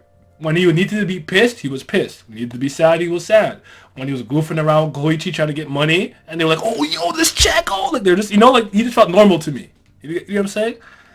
This Josuke feels like that to me. That's how they're similar. Like he comes across as normal to me. Like he just feels the emotions he needs to feel in the time where I don't feel like he's necessarily held to a gimmick, although he is like a frog out of the well, amnesiac little baby. But yeah, that's my answer. Yeah, I feel like I kind of agree with that. I feel like I don't know if there's a ton to necessarily say that they're like similar outside of How they actually looked originally before the yeah, and to a certain level of like their compassion for the people around them, but like Gappy kind of has like, I'm just gonna do what I need to do, and like however I think is the correct way, even though it's not potentially the morally correct way, he just kind of does it.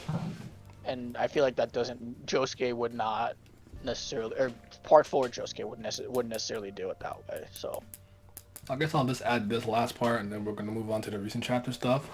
That I like this is just a natural thing, but like it's just interesting that his relationship with Akira Yoshikage was completely different in the sense, right? Based not like polar opposite kind of thing. I heal, you blow up. You know what I'm saying?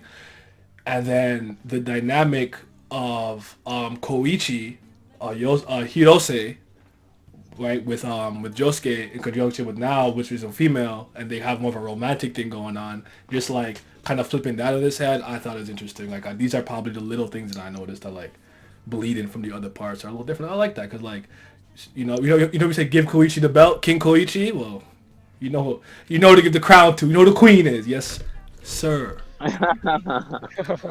Alright, Endless Calamity. Let's talk about some recent chapters. What's been going on?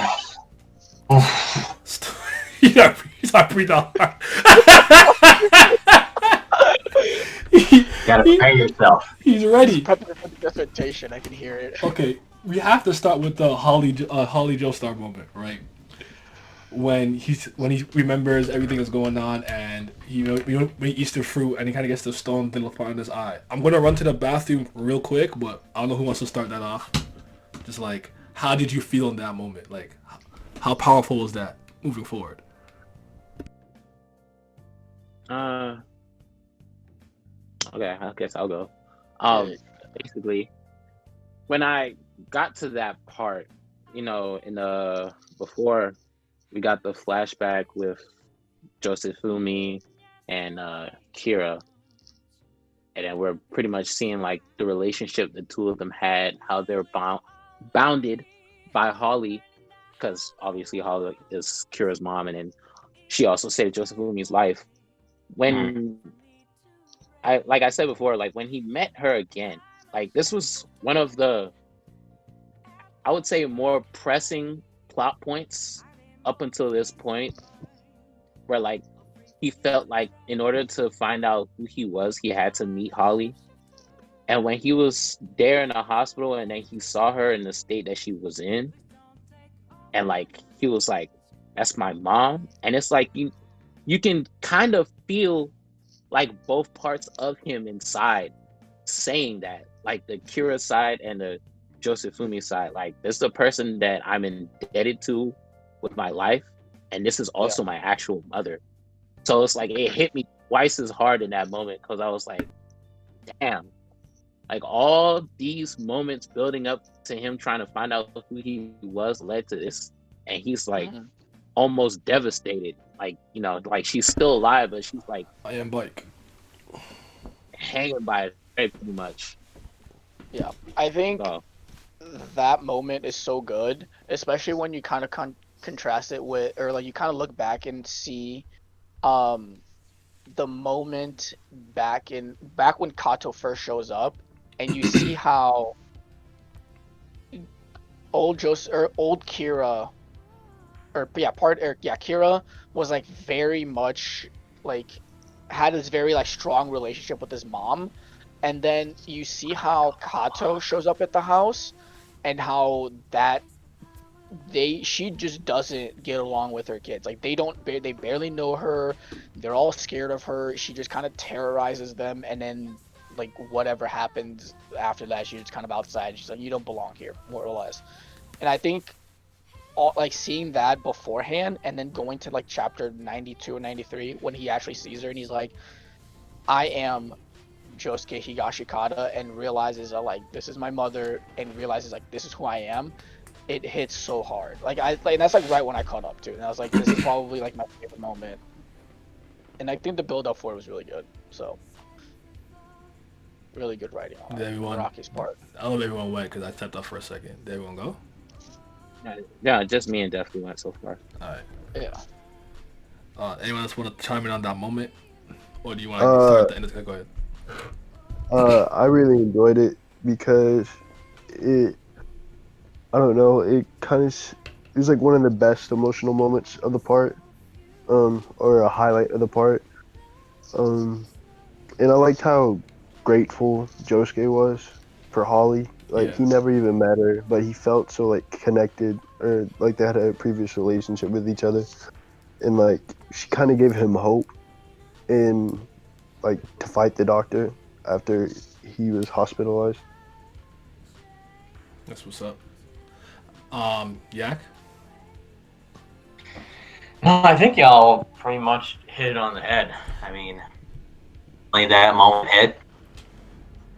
We can kind You of really feel both of it. We can kind of get into Endless Calamity then. I mean, where do you want to start? Where do you want to start with? The moment the first calamity began.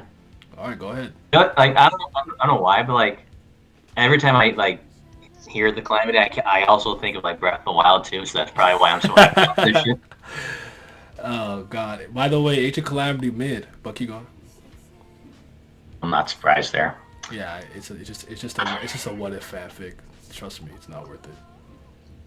But I mean, Naraki's a master of the art of the unknown, right? So I remember we first seen this guy talking about you cannot pursue, like all these keywords with bold or like in like quotation stuff. Like, what's happening? I'm so lost, but I'm so intrigued. But this is one of my favorite parts about like power reveals, is kind of trying to figure out what's going on. Right, we've got a lot more insight into how Wonder Review works and how like the doctor Satoru, the head doctor Satoru, was doing his thing, and Toru was also a part of it. But like that also bleeds into their characters, because we recently seen that Toru has known Yasuho since she was a child. That's some creepy shit, you know. It's like we can start with that, because we haven't actually totally dived into these characters. Like, first of all, speaking of Toru, like, you know, fuck that nigga. Like, let's roast him. Hey, but that haircut kind of raw. He dripping a little bit, but I mean, you know what I'm saying? But like, fuck him though, you know? He a fuck boy. I like him. He needs to get out. The way he pulled up at the camp with like the hoodie and everything, he's like, hey. He's trying to make sure no one takes a picture of him and send it to the cops. Yeah, and he's like, bro, I'm like, this is literally the kind of person who's like runs up at a kid and he's like, hey, do you want some drugs? Like, that's literally the kind of vibe I got. He's just like standing there in the corner, like being weird. Mm-hmm. Bryce didn't have like a windowless van that he didn't drive away in. Exactly. Hey, that man's like only been there for like, you know, however long. He's like a newborn. Real quick, was this a chapter that we learned about the rock humans and their relationship with their mothers? Actually, we come back to mothers again. I think that was a couple chapters before. Okay. Yeah, that was 2 chapters. But it's recent though, because that also ties into the whole relationship with your mom being like a overall theme of this part, because like they basically live 17 years of their life being in like complete solitude, which is why they're so fucking antisocial, which I understand. I'll be fucking with So you. do we think that Toro even knew of Yasuho before this camp thing even? Or do we think this is the very first time being encountered her? That's a good question. I don't Well, know. okay. Go ahead. I think I feel like he had like an idea, because I feel because I don't. Is it okay? The way I looked at it is like in the moment. That's a very specific thing to ask of her. He's like, hey, I'm looking for someone who like is like old, had a medical license, and isn't getting visited. It's like, because who in the world do you know is going to be able to look that up, right? Especially since we know that like they don't have signal, but maybe he doesn't know this, but it seemed very like kind of targeted, Okay. because I feel like he maybe had like like a rough idea that she might have a stand, or like potentially could find out. But So I guess my next question would be, where would he get this idea from, though? Because I find it hard to believe that he would just kind of Yeah. come up out of thin air. It has to come from somewhere, So I'm Yeah, and I kind of feel like, curious where that would be. and when I was thinking about it, and I was like, I couldn't think of like how he could have known, but it felt weird for him to be like, that's the one that I need to talk to in the moment. But I could be wrong. I think once we kind of understand what it is exactly these motivations are, we'll kind of understand him a little bit better, like what's going on with that, why he's kind of saying it, right? Because he was trying to find someone to impersonate, if I remember correctly, right, and stuff. So it's like, I do feel like it's a like to like, as even as a like, I know this is weird and everything, but he probably didn't think it was weird because he's a rock human or whatever. But like, to walk up to some random kid acting that specific means you probably knew, or they had an ability that someone could find that, even if that kid Yeah. didn't fully understand it themselves. Because maybe their stat hadn't fully manifested or properly manifested. We do know some people got their stands as kids and could handle it. I think Polo Ref also one of them. He had his stand for a long time too and everything. So like, it's not that unusual. Mm. But it's been truly interesting. It's been a little head scratching because like, I almost want to say he used the spin in the last chapter. I'm not entirely sure, but there's just so much going on. Cause like when the doctor finally pulled up, he just sitting there. He put some weird bug in the ground, started bugging out. Said, "Bro, I'm just here for all of this." Cause he was like you said. I didn't think about like, you know what? He had been sitting in that chair for like 5 months in like real time, like most of the year. Like you just sitting there waiting for this nigga to pull up on him. So it's been a fucking treat, man. Yeah. Yeah, I was gonna bring that up Go ahead. later. I didn't want to answer that earlier when you were talking about how part 7 ties into part 8. Oh, okay. Go But ahead. I feel like Josuke's stand is like on the cusp of evolving by incorporating the spin. Because when Mamazuku was like inches away from cutting Wonder of You, I was just like, bro, something's gonna go terribly wrong here. Like I just knew it. Like every time it gets set up that way, I was like, it's not gonna go down this easy. And when he was talking all that shit about how when he first met him years ago, he caused all these calamities to follow so that he would kill his parents, I was just like, no, he has to die. Like I was just like, no, Toru has to die. Like this is enough. Yeah, get this man out of here. Mamazuku pretty much got bodied. That upset me. So now he's probably gonna die. But when the bubbles, when Josuke was like, "Did I do that?" and I was like, I mean, wouldn't you understand your own ability? And then like in the middle of this, Mamazuku starts giving him a pep talk. He was like, "No, these aren't the same bubbles that you've been using, Josuke. They're spinning." And I was like, when he said that, I literally popped up out my bed. I was But like, do you what the also fuck? remember Satoru said something about like, can his bubbles do something that he's not even aware of right now? And I'm like, this nigga used a spin. You know, I like subconsciously or unconsciously to some degree, because you're completely right. Because with the battle, they were saying there's some of these smaller objects that are spinning in place, but that look to the untrained eye you can't really tell, but they're not. They're like spinning at a very high speed. So I was sitting there go like, there's no way. Like now that also continues to bleed into this part, which I kind of like. Because I thought like it might just go the way of Haman, we kind of have it in one part and it's gone, but to see it still alive in some shape or form is really cool. And we know when you start getting with the math, ride your horse, get the golden get the golden ratio. You can start doing some crazy shit. So it's like I don't know if he's gonna go that far. I doubt it. But like, damn, like the spin is here. Like I know it's not has been implicitly like I'm explicitly stated, but I think it's implied heavily that he used it, even if it was like an accident. I don't know how everyone else feels. No, for sure. You gotta remember, whatchamacallit, Josuke is related to Johnny because whatchamacallit, I mean, technically he is because Holly is his mom, and then Holly was the daughter of whatchamacallit, Johnny's children, or was it granddaughter? I could pull the family tree. I don't remember it off my head, but I'll pull it up. Let me see if I can find it. Right, but yeah, I do know what you're talking about. Let me see if I can. Ancestry.com. So like, if but the spin probably could have been taught in some way, shape, or form. I don't know, but they are related. Yeah. Okay, so let's just shift gears for this a little bit and kind of talk about what's happening back at the house, right? During Days of Harvest, right? So now back at the house with Jobin, his family, Yasuho kind of out there just suffering. They threw her shit in the fucking toilet. She drowning. Everything going wrong. I'm suffering. I don't like this. And then she take this nigga hand. Talk about I'll do anything for you. Blah blah yada yada. All right, eat the fruit. I immediately start crying. I can't live with one hand. You're gonna jerk up, bro. That is so whack. Get him out of here. But the whole rock curse thing and everything that's happening because I guess it's getting close and stuff. It's just like their desperation for like the true Rokaka fruit and everything, like the perfect version of it, has been becoming more interesting because they're all battling from it from all these different like places for different reasons and stuff. But I kind of want to really talk about how we felt about Joshu kind of just bodying his dad like that because he's kind of in the way because he thinks this is the right path they have to take for their family. Like, do you think? I don't think his dad. I really don't think his dad deserved that. I'm not even a fan of him. I don't think he deserved that. I understand why he did it, but I didn't respect it really.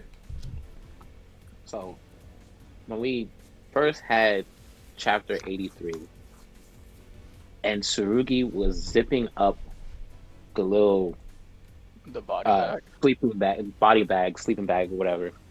When I saw Norisuke's face, I was like, "What the fuck?" Mm-hmm. Like I was just completely confused. I was like, "What happened? How did we get to this point? Why did he die?" Like I was just like, "What?" Not like this. Then we saw the events that led up to it, and look. I don't know, maybe it's just because the way I was brought up, but I don't really like seeing patricide or matricide in media like that. Same. But it goes to show you, like, this is where I was like, I can't really dislike Jobin, because I was like, he is determined to do whatever it takes to make sure that the rest of his family going forward doesn't have to suffer through this curse that they have to suffer through. Mm-hmm. You've seen it with his mom. Like, even though nobody got sacrificed, he was separated from his mother for like, what, 20 years? Yeah, she did a bid. 15. She did a real bid. She did a bubble.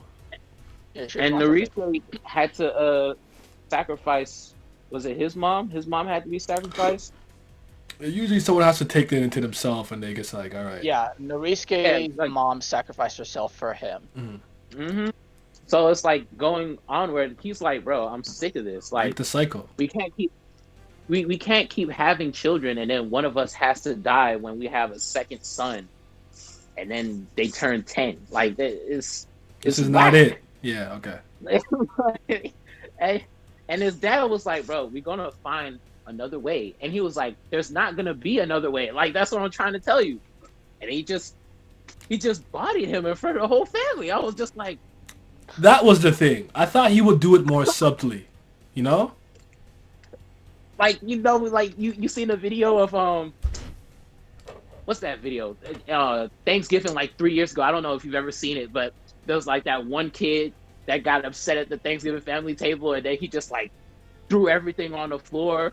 Oh. Like that's pretty much what happened here. Like the whole family was watching. They're having an argument, and he was just like, "You know what?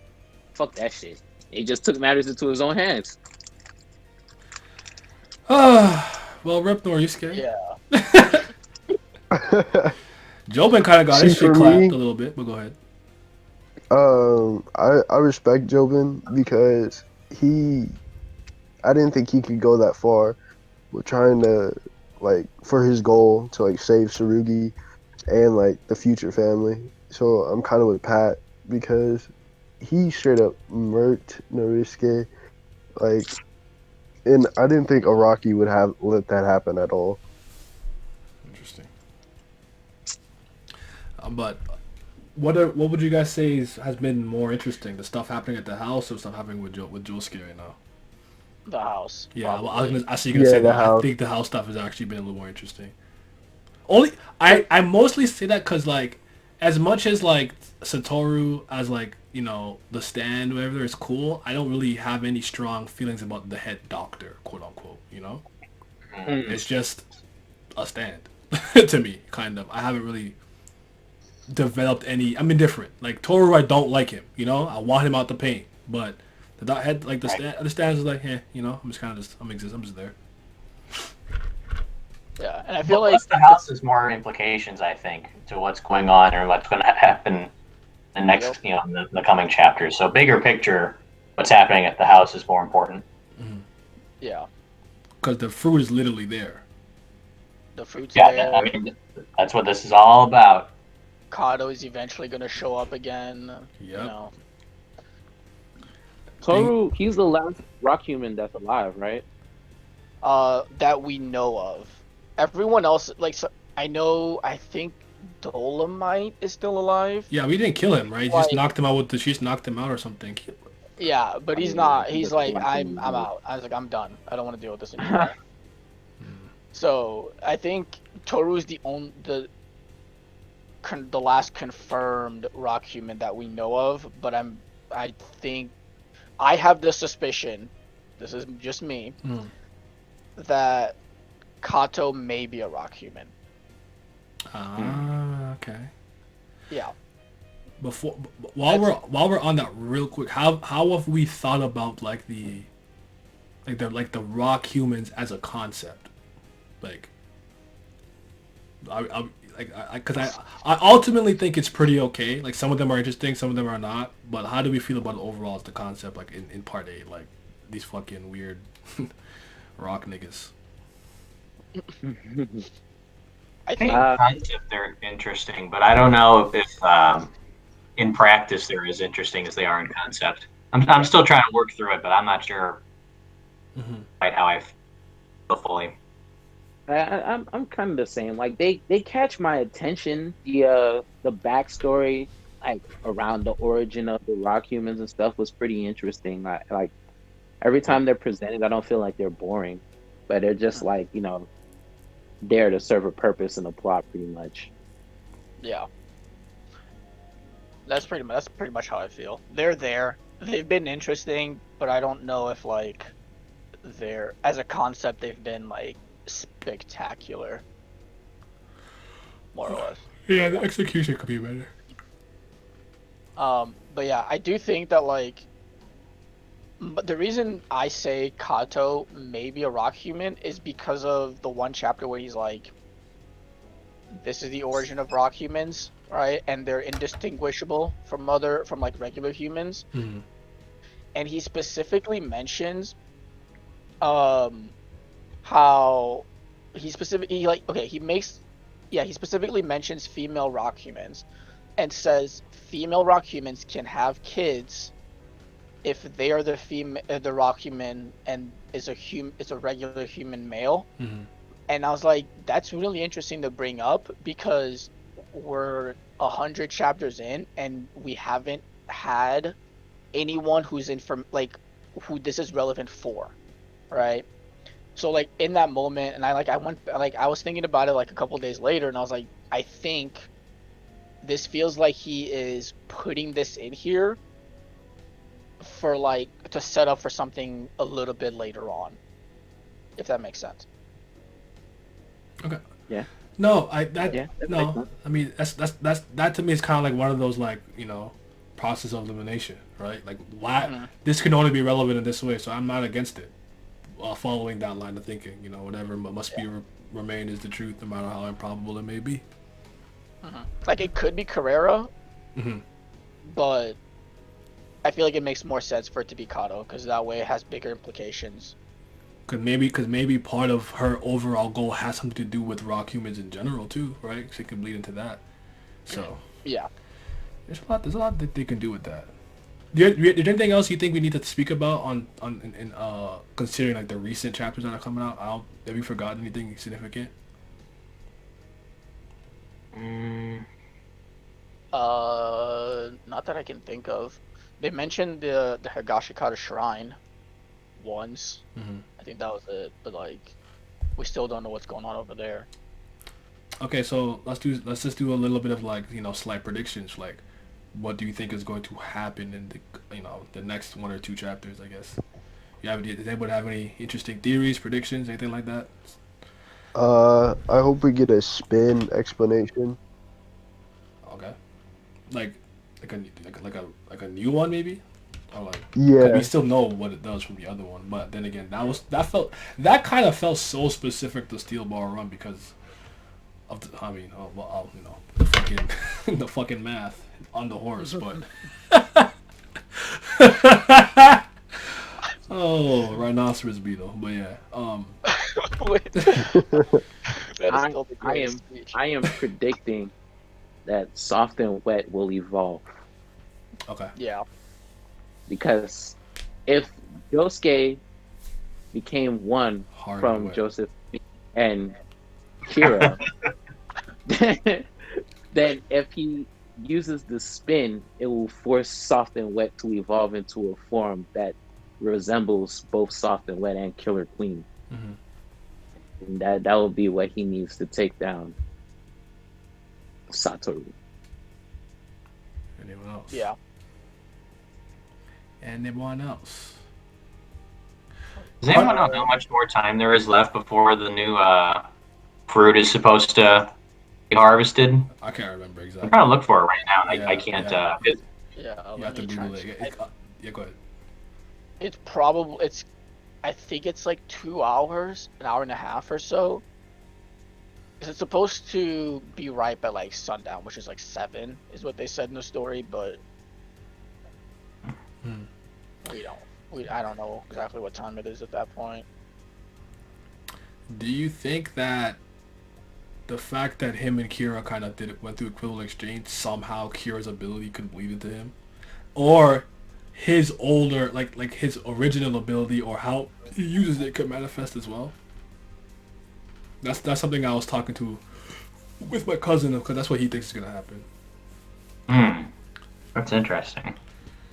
Because it's like they're two people or whatever. So he thinks like the like how he uses the bubbles. He thinks the way he used to do before will be relevant in some shape or form. I don't know if I agree with that, but I just thought it was interesting to bring up. Because I don't have any crazy predictions. I could just tell you what I want. Like I want Toru's motivations and stuff. Like I want to know more about him and whatever. But like obviously I hope Kato is the big bad, if not obviously the other major big bad or something. Because I really like her. And I think she would be wasted to not come back to do something significant. And we can get Joshu the fuck out of there. You can just kill him, just body him. Don't even nobody will feel a thing. Not a single person reading it or in the series will care. It's like nothing happened. We just keep it moving. We throw him in the ocean. We keep him moving. Yeah. Also, the last update we got on the time to harvest is 2 hours and 11 minutes, and that was at the end of chapter 97. Okay. So. Who do you think is really gonna win the fruit when it's harvested, when it's ready to go? Or who do you think will get it first? Really? Maybe because I feel like we're gonna have like a hot potato fight almost. Like someone's gonna be running with the fruit with the stewardship with the stand, and everyone's running after them. Like I don't know. Like. Probably. Kira's sister. I don't know. Wait. Hold on. Okay. I think Her name is Kei Nijimura. Sorry, Yak. What do you say? think whoever the final antagonist is supposed to really be, I think they're the ones that's going to get it, just to ramp up the stakes. Okay.